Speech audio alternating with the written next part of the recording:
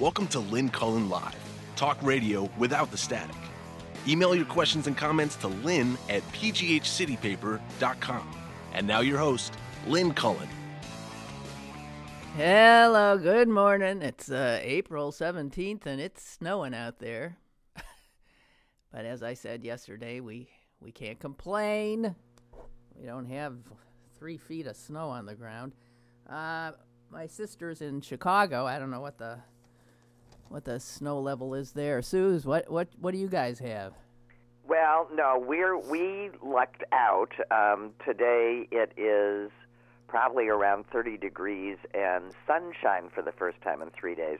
But we had pretty much 3 days of rain with snow interspersed, but we never had more than an inch.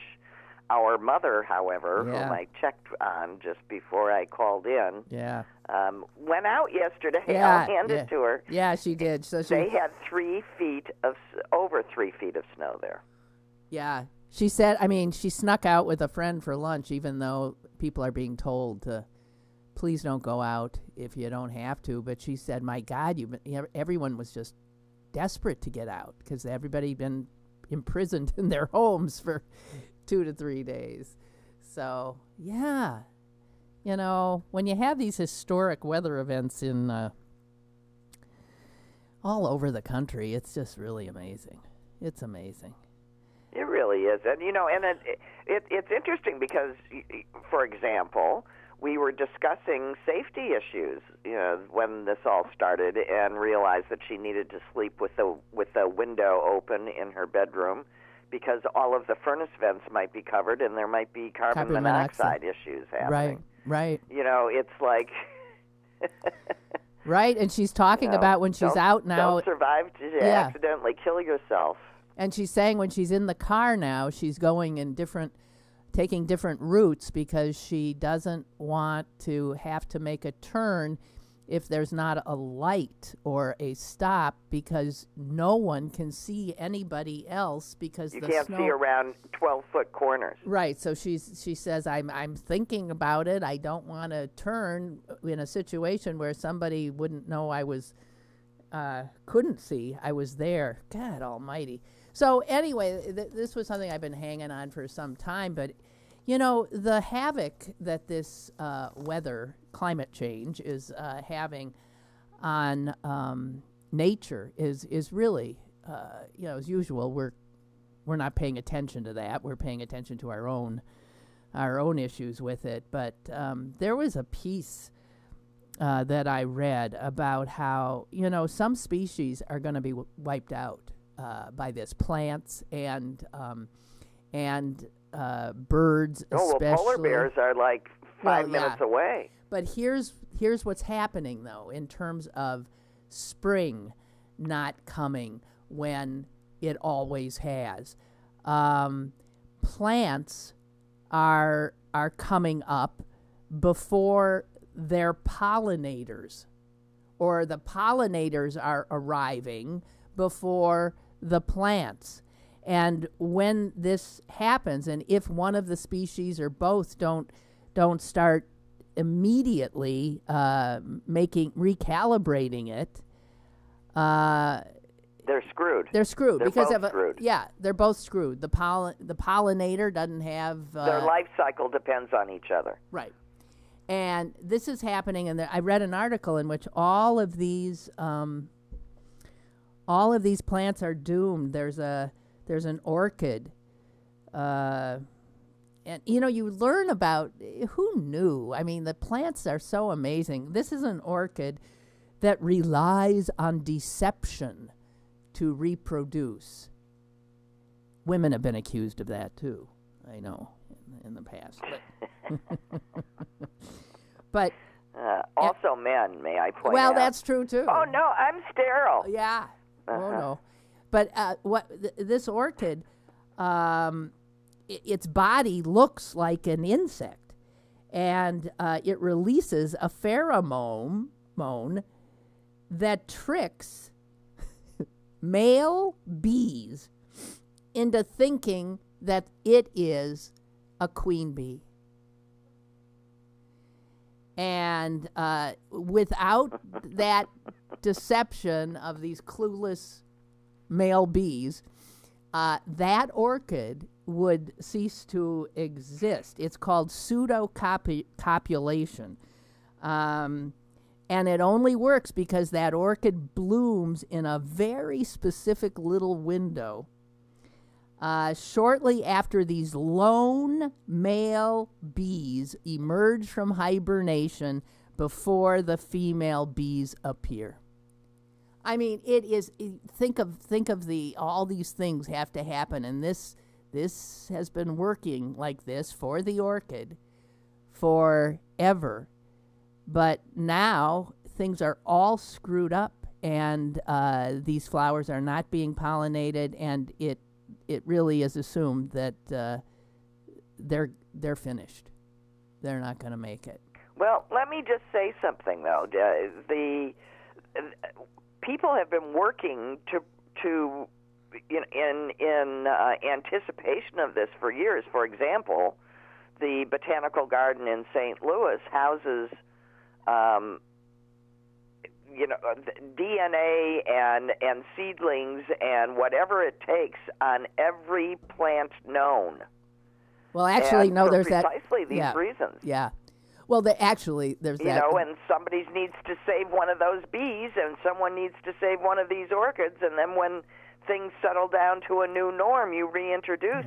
And they have successfully reintroduced both animals and plants. Well, yeah. Well, there is that international seed bank that is like underground in some. It's like a secure location. There are a few of them, but they exist. This is somewhere in I'm thinking Norway or something like that, and there is that effort, but who the hell knows? Also, I just want to give a shout out to the snowshoe hare.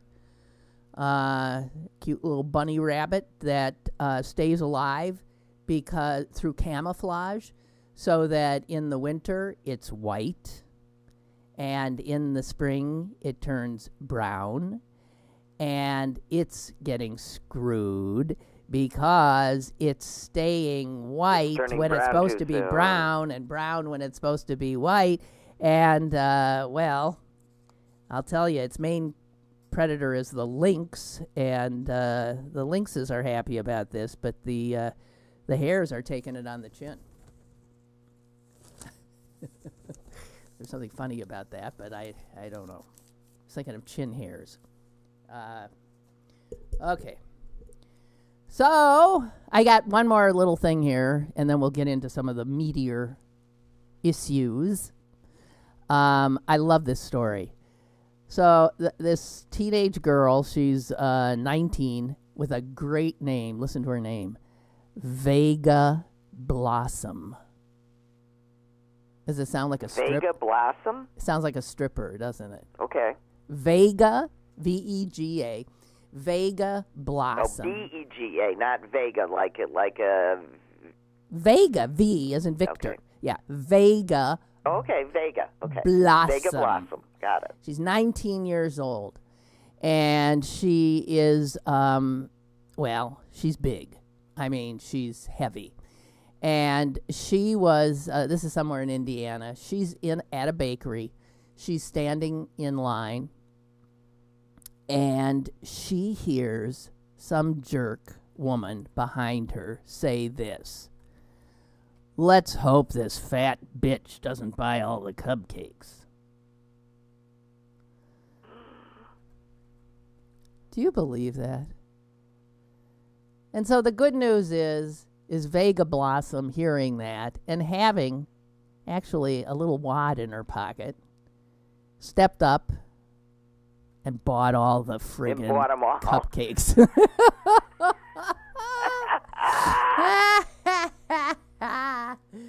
I love it. Yay, Vega! $54 worth of cupcakes. She'd gone in for one.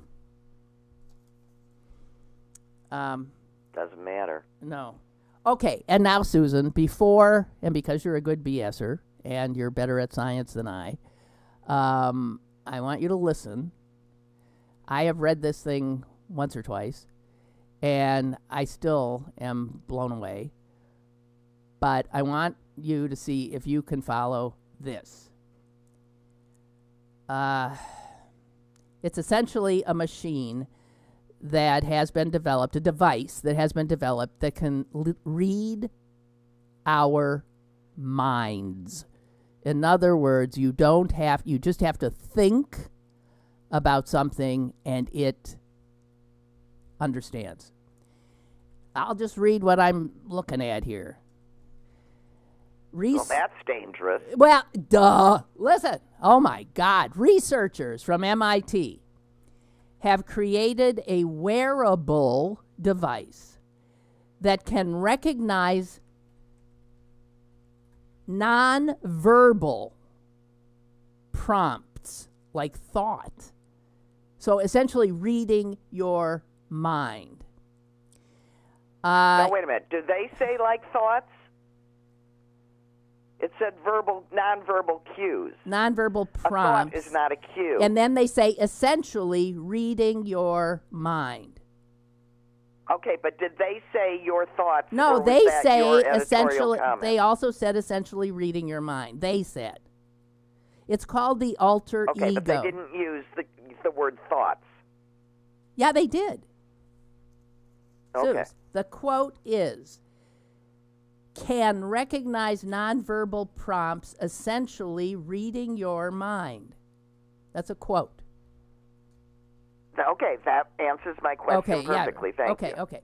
So it's called the alter ego, and you wear it. It loops around your ear, then comes down around your jawline, and attaches like right underneath your mouth.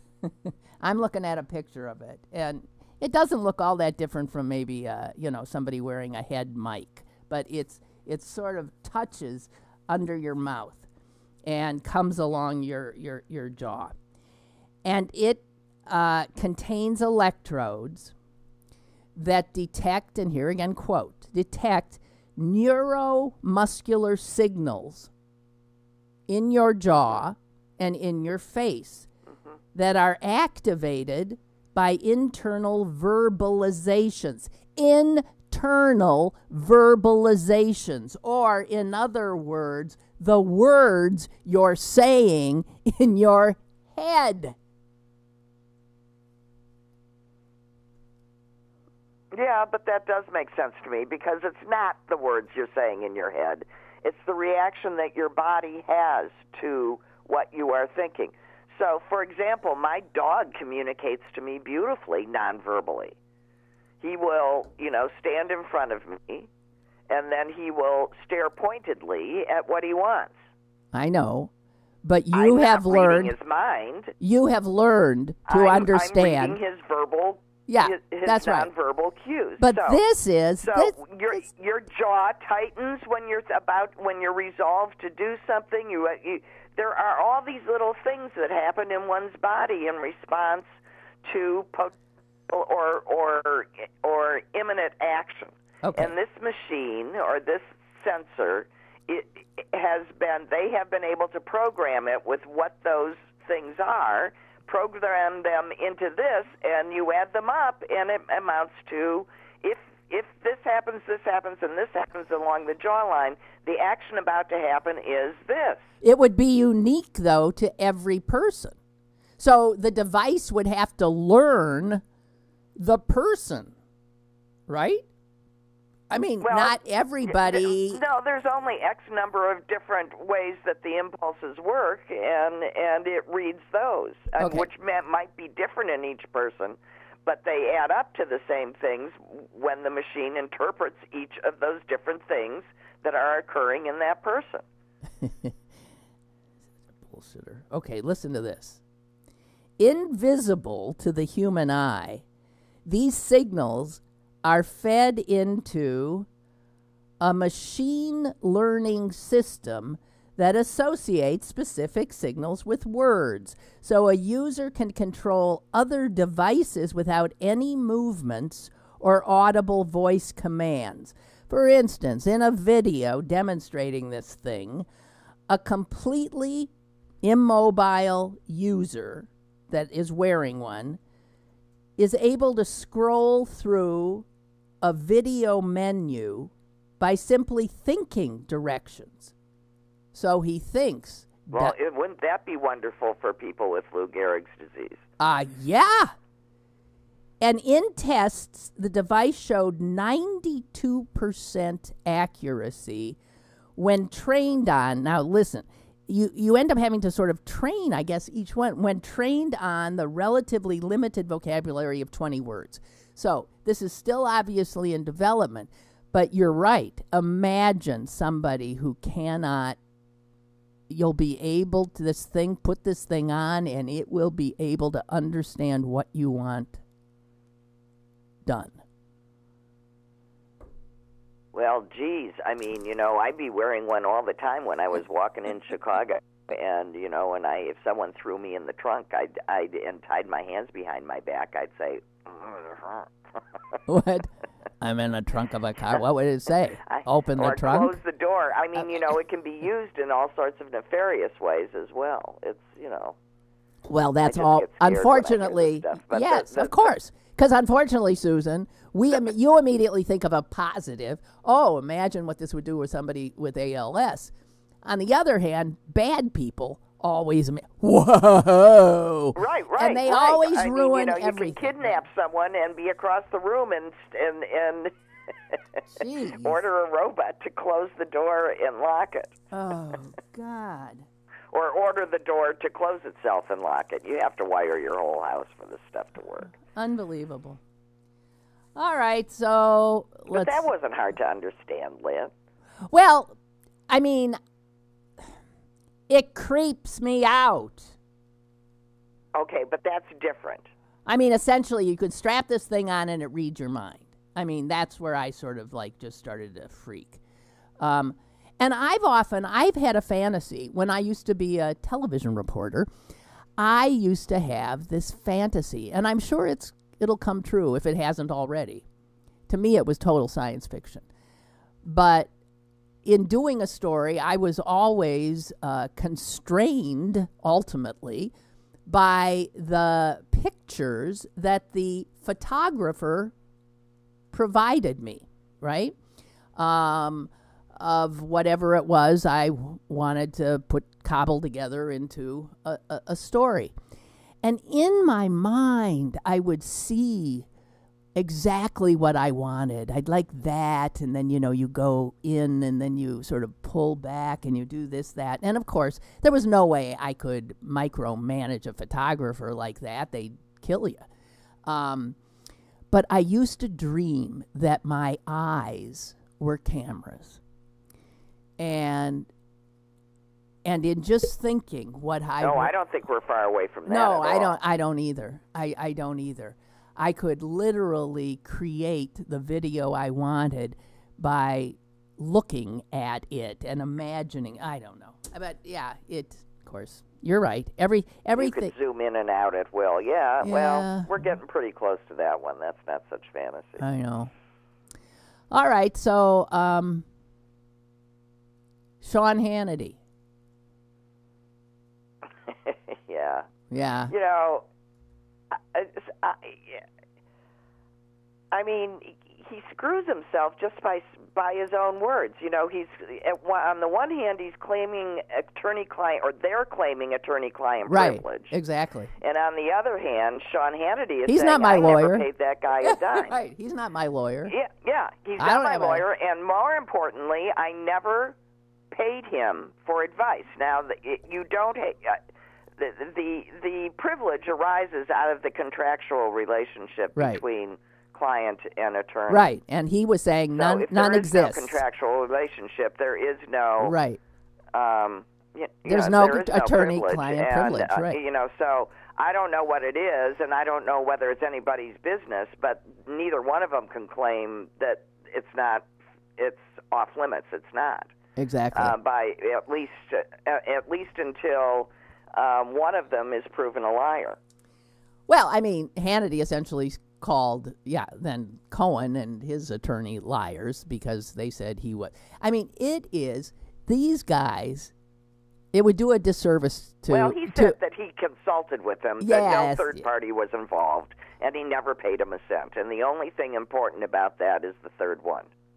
Well, he's just saying. That's all I'm saying. Because that all he never paid him a cent is the thing that gives rise to privilege. all Cohen ever seems to do for anybody that we're aware of is pay hush money to women they've had affairs with or knocked up. That, I mean, if you look at the 3 clients that were his other clients other than Donald Trump, who we now know are, well, is Elliot Brody, who is the deputy finance chair of the... No, the ex-deputy finance. Yes, the ex-deputy He finance chair. resigned. Yes, and he used Cohen to pay off a Playboy bunny who had become pregnant by him. And then we have... Right, and whom he wanted to have an abortion, because that's what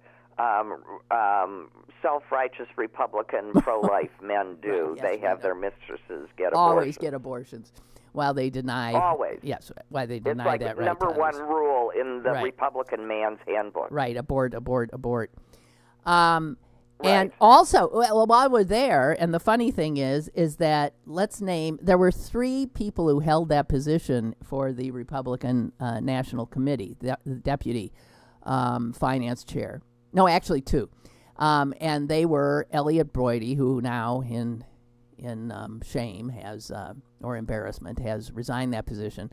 The other one is Michael Cohen. Do you know that's his position? That's his position, deputy finance that's where he chair. gets all that money. Yeah, you gotta have a slush fund for crying out loud. Oh my God, he's the deputy finance chair of the Republican National Committee, and the head of the committee head or former committee head was, guess who? Steve Wynn, Wynn, the now disgraced casino honcho, who is disgraced because he apparently was engaging in sexual malfeasance left and right in his company. I mean, but let's be fair here. I mean, the only thing that mitigates against assuming that Hannity, is one of those kinds is where he works. I mean, Fox News wouldn't be a party to that sort of a thing. And anyway, don't they have their own fixers? You just go right to HR and say, I've knocked up some bimbo. Well, maybe that's why he wasn't really using Cohen.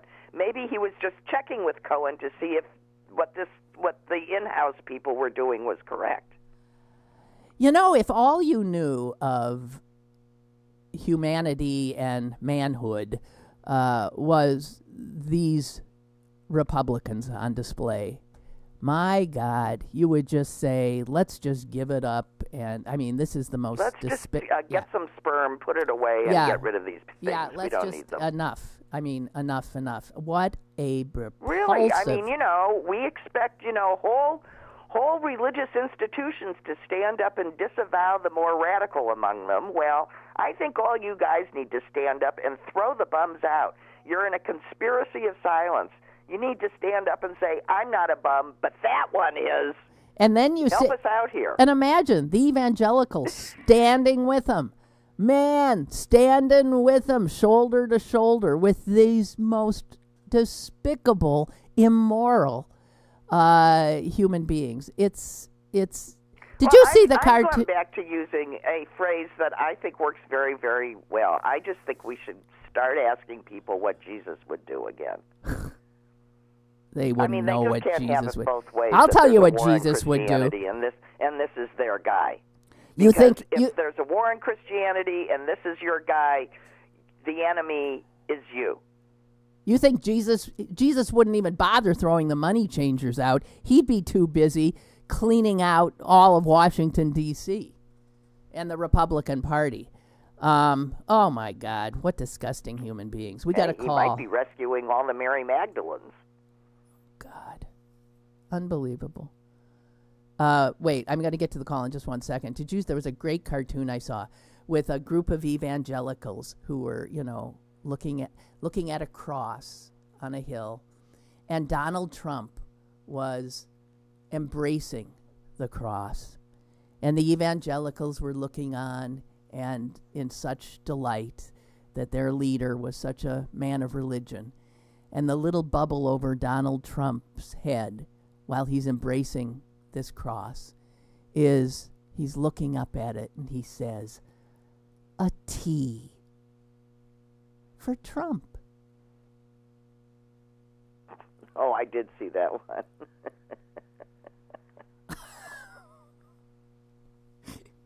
Oh, my God. Okay, we got a call. Hello, caller? Hello, Lynn. Yeah. Hey, I'll make this real quick. This is a continuation of yesterday when you talk about the unarmed black men. I don't know if you saw this article where that lady wrote, that freelance writer, that you black men should have a curfew. And it was pertaining to that black unarmed Clark. Can you believe that? I mean, was it written? They should have a curfew. Was it written sarcastically, or it's a Newsweek story?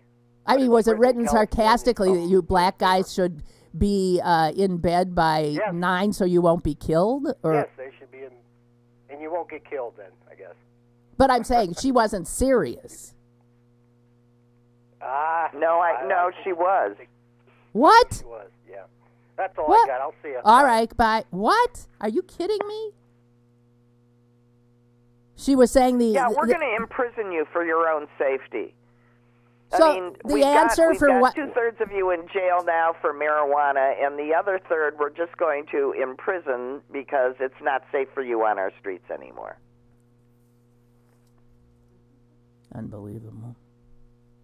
I love white people solutions. I got to tell you, I was saying yesterday, Susan. I mean, I am so ashamed. I'm just so ashamed. I can't even. Hey, the Philly Starbucks is obviously Philly. It's in the Rittenhouse Square area, which is a very, of course, Tony, white, wealthy neighborhood. And the Pennsylvania ACLU, which is headquartered in Philadelphia and run by a extraordinarily brilliant black man, Reggie Shuford. Reggie wrote a little piece about this because as a black man in the United States and in Philly, he knows all about, this kind of stuff. And he points out that neighborhood has the highest racial disparities in terms of who cops stop in the entire city of Philly. Listen to this. In the most recent report on stop and frisk last year shows that 67%, more than 2/3 of all the stops the cops made in that neighborhood were of black people. Not necessarily doing anything wrong, but they got stopped and questioned. They didn't for belong whatever. there. And that they is what didn't belong there because only white folks live there. Well, it turns out they constitute 67% of the stops, while they make up 3% of the population. Ta-da! I mean, that's what they do. That's what they did in the suburbs of St. Louis. If you were a white person, if you were a black person, you were suspect. You didn't live there. Yeah. And it's beyond belief. And I saw that Starbucks has said that the manager who made that call no longer is working in that store. But that doesn't say they fired them or suspended them. No, they did. What? Person, which says that they do not find that. Here's the part that I don't get. Starbucks actively fosters bring your computer, use this as your workplace, sit here all day with one cup of coffee, have a meeting here. I don't care if the person you're meeting has anything. Use up our space. So, I mean, that's their business model. Yeah. Is for what they and plus for the white story people. changed. The first time I heard this reported, it was they wouldn't buy anything. Then it was that they were waiting for a friend, and the wouldn't buy anything part of the story disappeared. No, and they asked to use the bathroom, and they hadn't bought anything. It's unbelievable. They couldn't because they hadn't bought anything. You know, somebody did a video, I think in Starbucks just yesterday, somewhere else, a guy, and he was filming surreptitiously this the whole time. He asked to use the bathroom at this Starbucks, and somehow, I can't quite remember, but he was denied access. You have to be given the code to let yourself in the bathroom door. And he was denied because I guess he hadn't ordered anything yet or something like that. So he went over to the bathroom and he just sort of waited around. And lo and behold, and he's filming this, a white guy comes out. And he stops the white guy and says, "So you got the code from the manager?" And he said, "Yeah." And he said, "Well, had you bought any? Were you asked if you'd purchased any?" He said, "No." And I hadn't bought anything. So the two of them, the white guy and the black guy, go back to the manager, and the black guy says, "Hey, he just came out. You gave him the code. You didn't give me." And she starts freaking out and telling them to leave the Starbucks, that she was going to call the police or whatever. She totally flips. This is the same place? No, it's another one. A different one. Yeah. Well, so they got a either astonishingly unconscious discrimination problem in their managerial styles, or they're just a flat out racist organization. I happen to think it's the first. Well, they come on like they're the most progressive company imaginable. Didn't they have some anti-racism signs, little things on their cups and stuff? Let's all get together or something like. I mean, I don't know. What unbelievable. Yeah, but I mean, when you hire people, you can't say you're hiring people that are reflecting the mores of their communities. God.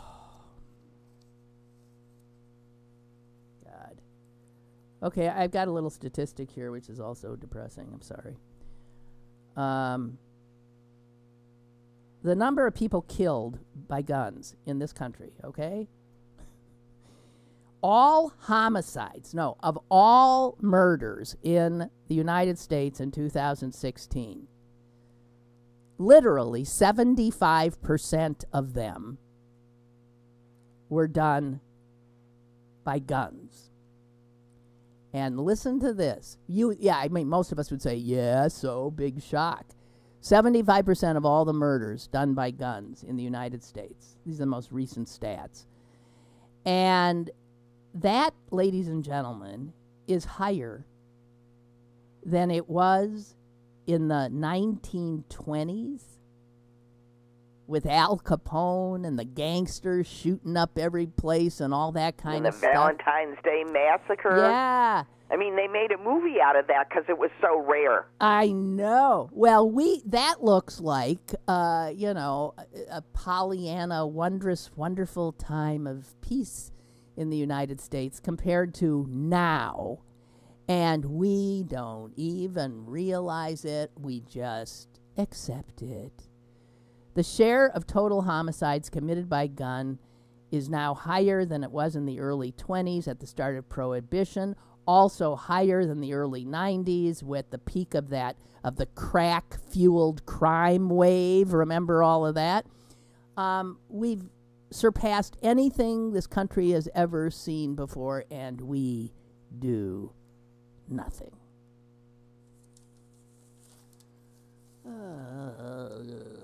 Oh, no, that's not true. We take out our hatred on traumatized teenagers who Yeah. respond positively to such trauma by creating a more safe climate regarding gun control rules, and Do you know? Do you know who was? They get more death threats. Yeah. You know who was tweeting? Who was doing that and bullying? I don't know if it was specifically David Hogg or just these kids. Do you? And when It's caught, usually David Hogg. They've taken off Yeah, after him. and when caught, she deleted it, but somebody had taken a screenshot. She's out there. Clarence Thomas's wife, Ginny Thomas, is about as hateful a bullying right-wing lunatic as you can imagine. And she's out there dumping on these kids. A Supreme Court justice's wife. Unbelievable.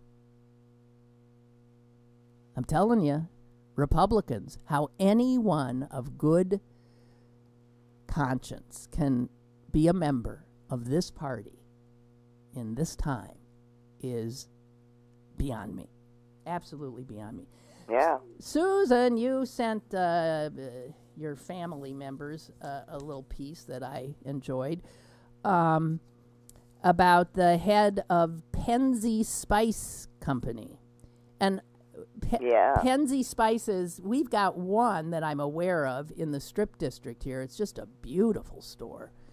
And it is... And their spices, I have to say, I give them really as good. gifts frequently. They're really delicious and fresh, and it's just a fun place to go. So, it's beautiful and it smells real good. And it's headquartered in Wisconsin, and it is the largest, I guess, Is it the largest independent spice company? Privately owned spice largest company independent in the spice States, I think. retailer, right? And the guy who owns it, his name is Penzi.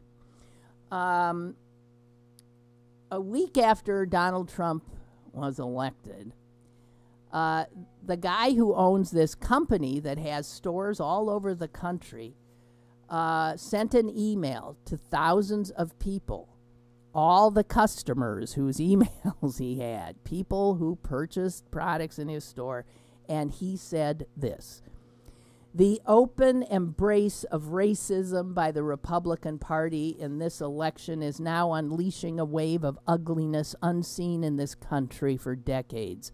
The American people are taking notice. Let's commit to giving the people a better choice. Now, what is a cardinal rule of of corporate marketing? You don't put yourself out there like that, because obviously this thing, it's not just Democrats that shop at Penzi Spices. Buy your spices. And so he was literally calling some of his customers racists. Now, this is something, though, that this guy has done for a long time. He has catalogs. He is always appending little personal notes and his opinions. Throughout the years, he's gone after low teacher pay, whites fleeing urban areas, things like that, the use of disparaging Native American iconography in the sporting world. And he does this constantly, and guess what? Here's what I want to say. He said it hadn't hurt him at all. In fact, business has picked up. And he said 2 weeks after that post-election email he sent, there was, of course, a right-wing firestorm that came at him and his company, and it cost him, he thinks, 3% of his customer base. But at the same time, his online sales rose nearly 60% at the same time, and his sales of gift boxes increased by more than 120%. And There you go. And so he tells businesses this: if as a company you have values, now is the time to share them. Yes, you may well lose a chunk of your AM radio listening customers, but if you really are honest and sincere, don't be surprised to see your promotion suddenly find active engagement with the millennial generation and with others. He has not been hurt in the least. And I'm telling you all this so you go, next time you need a spice, head down to the Strip District and go to Penzi Spices. That's a guy who's unafraid to say what he wants, and he puts his money where his mouth is, and if he loses some, but it's in the proper cause. Well, that's what an ethical basis to your life is supposed to be about. Mm-hmm. If you're against something, you don't participate in it. That is correct. Rosemary says, "Where is Clarence?" Clarence was heard from not too long ago when I had the Eric Leachy on the show. Clarence called in. That was just about a week or so ago. Jeez, he's got this friggin' fan base. Yeah, I know. Well, he does have a fan base.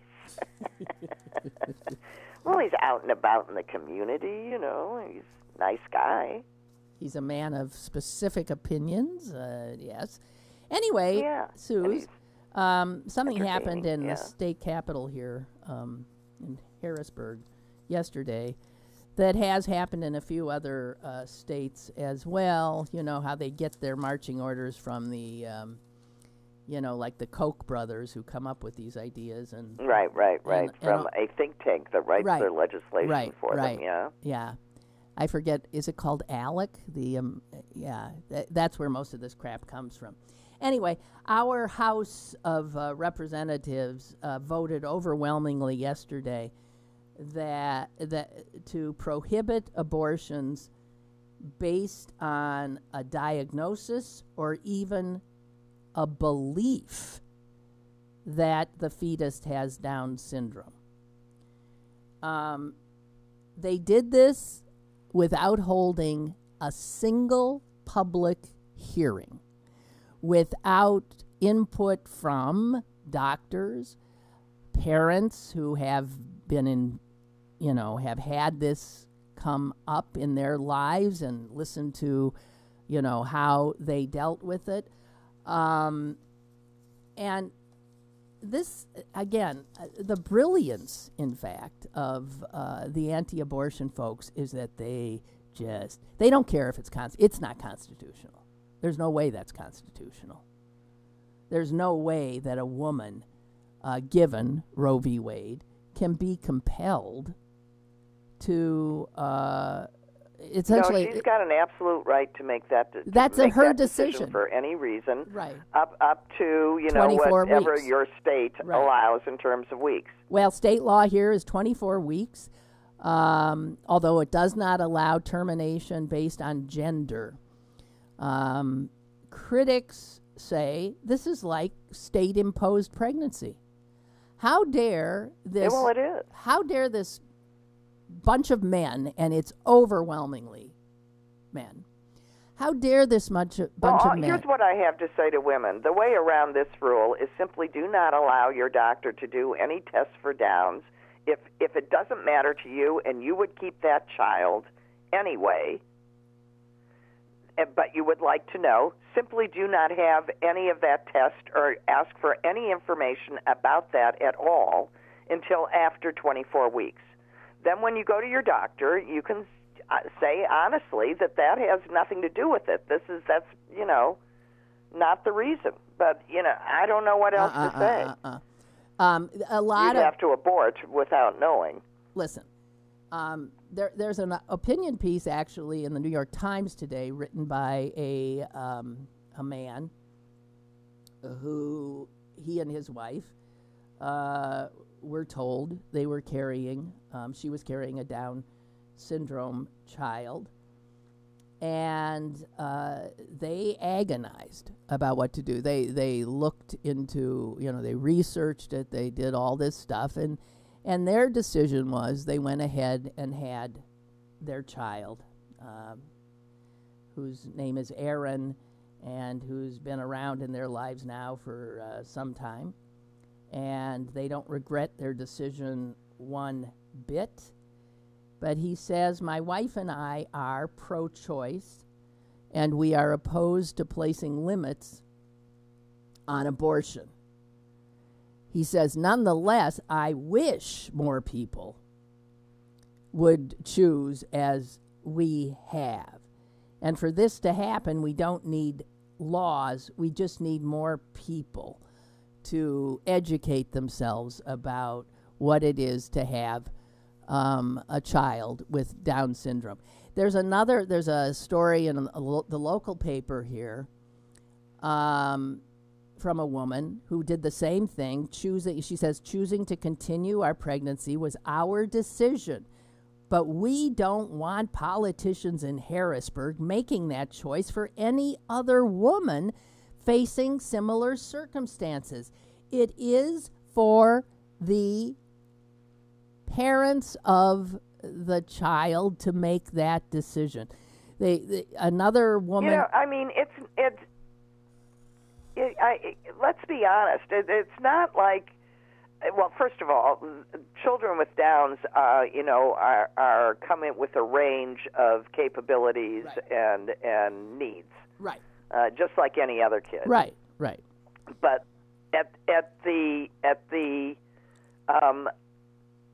end of the spectrum where the child is not performing as well as others could, it's an extremely expensive proposition. Right. And to the thing have is, that child. It doesn't mean that you don't want that child it's or just you saying don't I love can't. that child, but you might not be able to provide for that child. Exactly right. And that's why these self-righteous jerks in Harrisburg deciding that they can impose upon a woman and a family to take on this responsibility without knowing anything about their situation, their capacity. And there's a interview that I'm looking at here about another woman and her husband, and they agonized when they learned. They agonized. What do we do? They too did all the things that anybody would. They didn't jump to conclusions. They decided to abort. And they decided in large part because they were so worried. Neither of them have siblings or have family around them. They did not have the kind of network of support that they felt they would need, and they were very worried if they should die, who was going to take care of their child. So they decided. I guarantee you that that the legislature in Pennsylvania and most of the other states certainly are not increasing their budgets to help families in this situation with the associated costs. Exactly right. They don't say we are mandating that you have this child, and good luck to you. Whether or not we have, we're putting more money into programs to give the kind of support needed for people who have children with these kinds of disabilities. They don't go into that at all. This is simply about inserting themselves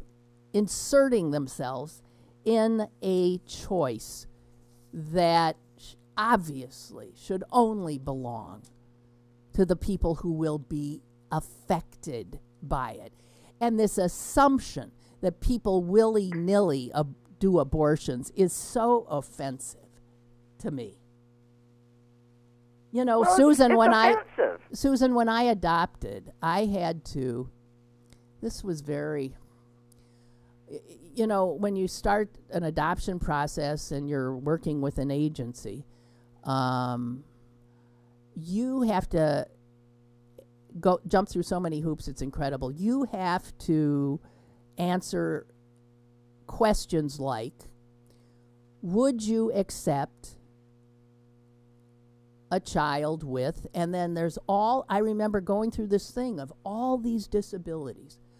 Would you for your child accept a child with Down syndrome? Would you accept a blind child? Would you accept, a child with this and that? And I remember the agony I felt filling that out, because I like to think of myself as a good person. And I was forced to instead think, what could I, knowing me, knowing I would be a single parent, what could I handle? Could I be a good parent to? And I ended up saying no to a lot, saying, no, I couldn't. And I felt shame for doing that. And yet I was just imagining my own, knowing how I didn't think I could handle it by myself. The questions are there not because there's a right or a wrong answer, but to force you to think about these issues and to answer honestly. Because the last thing they want is to give a child with special needs to someone who decides 2 days later, I can't do this, and gives them back. Exactly. We all have different capacities, abilities, and things that we're flat out good at. And by the way, Lynn, I have no question. And this is not in any way demeaning you, but to say that you were correct in sizing up what you couldn't handle. Yeah, I'm too. I mean, I think you and I agree that being a parent of a perfectly, supposedly whole, just sort of normal issued child is more than enough. Daunting enough as a single parent. Yeah, daunting enough as a two-parent family. Well, and also, I was not only a single parent, but I was old. I was well into my 40s. Right. And so I was, the possibility, I had to even ask myself the question, are you too old to take this on? Right. Is it ethical to take a child into your life when you could well leave that child orphaned? So, and again, you're working with a lot of unknowns. Who the heck knows? But to be forced to deal with this stuff is never a walk in the park, as these SOBs in Harrisburg would believe, that we are all just like, oh, gosh, no, forget it. No, you agonize. You engage in self-reflection, self-criticism, trying to come to terms with what is the best thing. You want to be able to be a good parent, right? And if there are other situations and forces that you think would preclude that or stress you to the point where you wouldn't be, I mean, I just... Well, but the fact of the matter is, you may well have been selling yourself short. If you had given birth to a baby that had special needs, you would have grown into the right. job. Yes, you do. I mean, that's what people do. You fall in love with your child and you grow into that responsibility. Exactly. And you found that out as you went along and things happened with your child that scared the crap out of you. Yeah. You don't turn tail and run. You grow into the responsibility. Right. Exactly. Parenting is not for sissies. No. Life is not for sissies. Listen, just waking up in the morning is not for sissies. Aging is not for sissies. Hey, I came upon this quote by Vladimir, is you say Nabokov or Nabokov? Nabokov, I think. Both, I think. Well, it's not. He wouldn't say both. Is it salve or salve?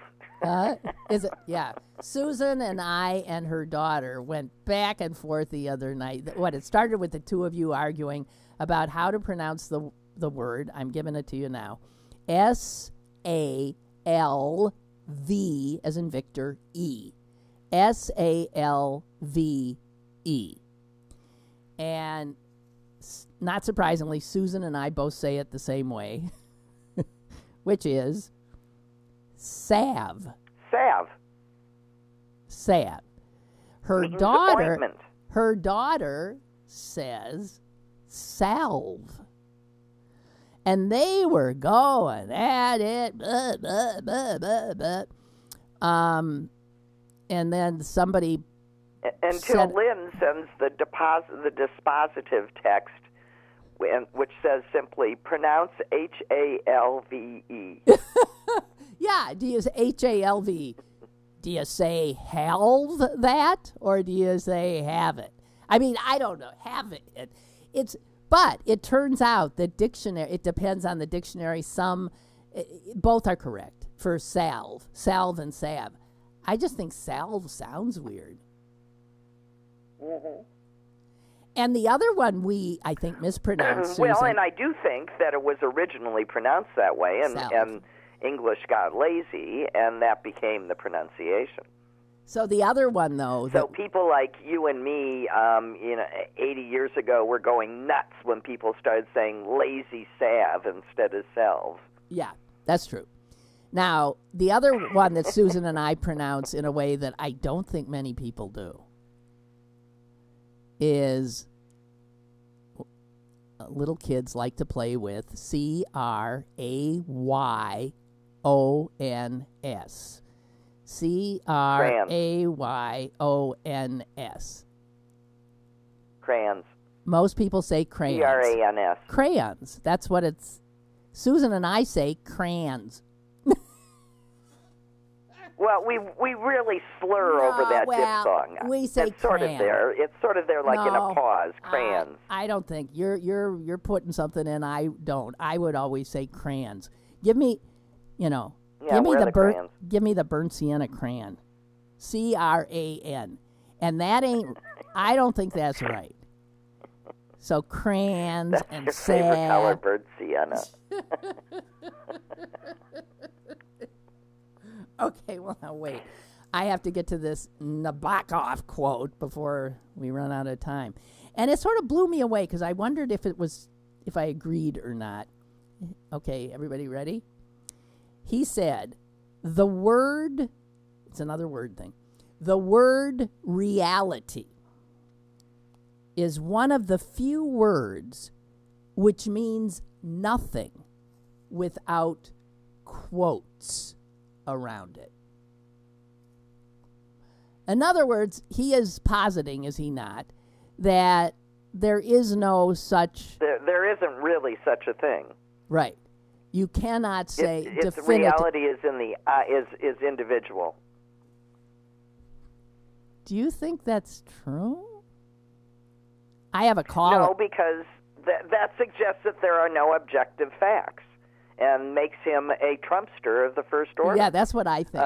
Yeah. I do agree that we all have our own take on what reality looks like coming through our eyes and filtered through our emotions and brains, but that doesn't mean that there aren't indisputable facts that comprise an agreed upon reality, like the Earth is round. Okay. And we exist in an infinite universe. Okay. We've got just about a minute left, but we do have a caller, and I'll try to get the caller in with the proviso. We don't have a caller anymore. With the proviso that we've only got a minute. Lynn, hi, it's Mike. Hi, Mike. Hey, how are you? Fine. I am looking at a book called The Pronunciation Dictionary of American English. Okay. On page 70, it says clearly that it's salve, S-A-V, and that it's crayon in 2 syllables, not one, or triphthong, crayon.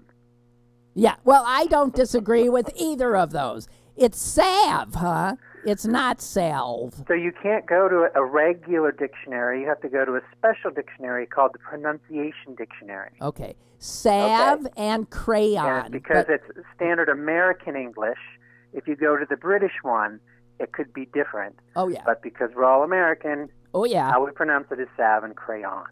There you go. So, Susan, Okay. we're Well, I'm still an American, but Okay. I like my crayons. crayons. I still like crayons Fine. too. Thank you, Mike. Crayons. That was.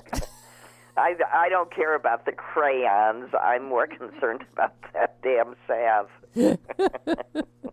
Well, you know, salvage. We don't say savage for salvage. Okay. Yeah, well, that's the root. Yeah. And then, so you Well- salve something, and and in order to salvage it, and so yes, it's lazy English. Let's hear it for lazy English. All right. That's it. We're out of time. Sue, thanks so Okay, much. bye. Appreciate it. Bye. She's goodbye. Goodbye. Bye. Bye. Bye. Appreciate it. And you guys, I'll see you tomorrow. Okay? Bye.